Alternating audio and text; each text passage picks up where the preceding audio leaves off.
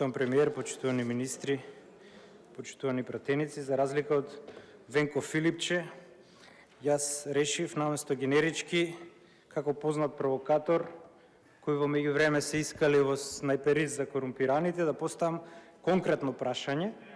Еве имам и слика од протагонистите, ќе ја ставам тука за да фати нели камерата за рилче. Значи, бидејќи видовме дека немаме систем. Што е систем? Што е суд? Судот е зграда, има суди. Што е обвинителство? Обвинителство е зграда, има обвинители. Јас решив по име и презиме од сега, вака која ќе кажувам и вака да ги урамувам во слика протагонистиве за кои што ќе стане збор. Овдека гледаме слика од актуелниот председател на Уставниот суд, господинот Дарко Костадиновски.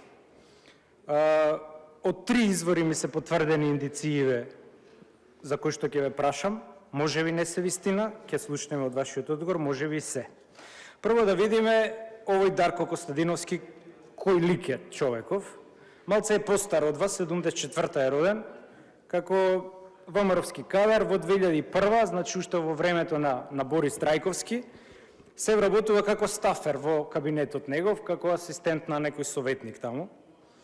2008, како секој познат ВМРО-вец кога е на функција, си ги користи привилегиите да се магистрира, да се докторира, имавме ние и министри, еве сега да им е честито да ги магистрираме.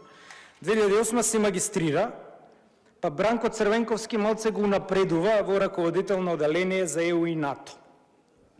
После доаѓа Џоли Иванов. Џоли Иванов го напредува малце повеќе, 2010-та, од државен советник за надворешна политика негова и го праќа негде таму као наш пратеник во Обединети нации нешто. И 2012 си докторира човеков по стара програма на Јустинијан I. И сега јас поднесов барање до него, до Уставниот суд, да ми кажат, за слободен пристап до информација од јавен карактер, да ми кажат во која област докторирал човеков, кој му биле во комисија, на која институција, тоа го дознав и кога му завршува мандатот. Сега не ми одговорија, иако имаат законска обврска, им помина рокот, но мислат дека тоа се некои си тајни податоци, не се тајни, еве ги најдов по мало истражување во билтенот на УКИМ, вашиот матичен универзитет. Човекот докторирал на тема од меѓународно право, зошто ја нагласувам, подоцна ќе дојдам до тоа, бидејќи по фраскати знаете како се бираат професорите. Во комисија му биле професорите Поликсена Гавровска, Љубомир Фрчковски, Сашо Ѓоргиевски, сегашниот декан, покојната професорка Тања Петрушевска и професорот Тони Десковски, мажот и на Рената. Сега, за каков превртлив опортунист и кариерист станува збор, само ќе ви илустрирам чисто за контекст. Во самиот докторат на човеков пишува за услови за прием на држави во членство на Обединети нации и тој го дава нашиот пример во спорот за името, го дава како ние треба да се одбраниме, за да веднаш потоа штом стане уставен судија по предлог на Ѓорѓе Иванов, го аминуваше илегалниот референдум на Заев за промена на името, кој ние тогаш како левица го оспоривме на Уставен суд, а тој беше, мислам, не е судија известител, но еден од тие најгласните дека референдумов со 6 прашања во едно е легитимен. Во 2018 е избран токму за време на Заев, кога бил премиер, и мандатот му истекува сега во јануар. Сега, од кај иде Штосов на прашањето? Човеков е цел живот на државна функција и не може да биде ништо друго освен пак на државна функција. Од тука си направил мрежа во која што, ви кажав, од 3 извори ми се потврдени информациите, ве споменувал лично вас. Нели рековте, заврши времето на телефони, зборено е со премиерот, зборено е со Мицкоски, значи ве споменувал лично вас, дека сте му ветиле, наводно, не знам, вие ќе кажете, дека по завршувањето на неговиот мандат, сега во јануари, тој ќе биде избран за професор на некој од државните универзитети. Ајде да се вратам на CV-то. 2024 се бира за председател на Уставен суд, после вашата омилена Добрила Кацарска, и дури после 10 неуспешни обиди. Значи, не го сакаа практично ни внатре. И еве индицијата, во мај вие станувате премиер, во јуни Дарко станува председател на Уставниот суд.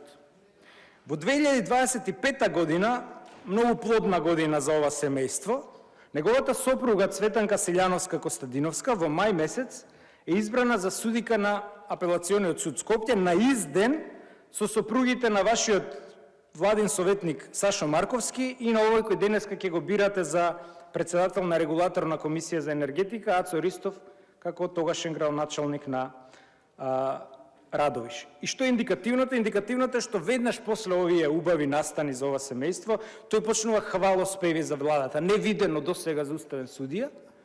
На едно интервју на Телма после локалните избори тој мет и млеко течеше за владата, што е нечуено за еден функционер кој би требало да биде во сенка.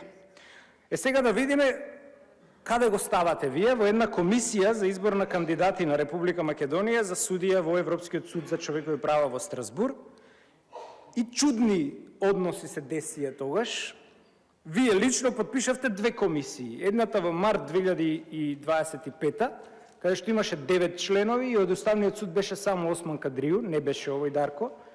И тие ви дадоа предлог листа која вас не ви се свиѓаше, затоа што беше Ленче Ристовска како прворангирана, она која ги води Талир 1, ги водеше Талир 1 и Талир 2 за перење пари на ВМРО-ДПМН и за имотот во Белата палата, апелационата судика Габриела Гајдова и Јордан Апостолски. Овие ги одбра, вас не ви се свиѓа, рековте наводно не ги исполнували условите, направивте нова комисија, каде што го ставивте тоа во јули 2025 од 9 на 5 членови и го ставивте овој Дарко да биде председател. Индикативно тоа е што во истиот месец кога го ставивте да биде председател, му ја отфрливте интерпелацијата поднесена од пратеници на опозицијата, спротивно на деловникот секако, затоа што не можете така лесно да отфрлате интерпелации. Стана еден пратеник, од знам, рече, барам да се тргне точката од дневен ред и се тргна. Невидено во нашата парламентарна историја, бидејќи интерпелацијата е уставен институт. Сега на овој втор конкурс повторно го бираат еден од овие Јордан Апостолски, инаку адвокат на Јохан Трчуловски на некој 27 април, кој претходно велевте не ги исполнувал условите, некоја адвокатка Наташа Бошкова и актуелниот декан на правниот факултет Сашо Георгиевски. Да е приказнава позаплеткана, токму овој Сашо Георгиевски, професорот, му бил член, видовме, на овој Дарко Георгиевски. Тоест Дарко Костадиновски. Значи му бил член и ментор за магистратура и член на докторска. И сега антикорупцијска им вика изземете се од гласањево која ќе гласат. И видете сега, од 5 членови, 3 се изземале. Јас не знам како имале мнозинство да гласаат. И овој Сашо Георгиевски професоров има слична историја со вас, бидејќи е првото професорско дете на професор на правен факултет, кој станал професор на истиот факултет. И после тоа веќе се крши правилото дека децата на професорите не како може твоето, зашто да не може и моето. Значи има слична. Сега, притисоците за професор, наводно, поред мои сознанија, одат прво кон УКИМ, токму преку актуелниот декан, дека му е ветено да биде слично како клапата на Джоле Иванов, овие Влајко што ги ВМРО-идизиравте, Тимчо исто така, Бунтуреве сега гледаме, Самуил Малчевски исто гледаме, или овој сега новиот Ваштове примил да правите атест на возила Дарко Данев, кој сега ќе го направите ректор на УКИМ, но династичкиот систем се само заштитува на Јустинијана го прима и вика, не може он тука да биде, ај пробајте на друго место. Значи, преку деканот не успеваат и пробуваат на второ рангираниот државен универзитет, каде што лично ви кажуваме злоупотребено или употребено, вие тоа ќе треба да кажете, вашето име, прво на една катедра за политички систем, каде што дотичниот не исполнува услови, бидејќи не може да преда уставно право, затоа што има докторат од меѓународно право, па потоа на катедрата за меѓународно право, што се одбил да го изберете сега во насловно звање, за која ќе го смените законов за високо, да го протуркате некако и да си стане човеков доцент и универзитетски професор. Прашањето конкретно до вас ми е, дали вие лично стоите зад овој проект за вдомување на Дарко Костадиновски на некој од државните универзитети во Република Македонија после завршувањето на неговиот мандат како претседател на Уставниот суд? Ви благодарам.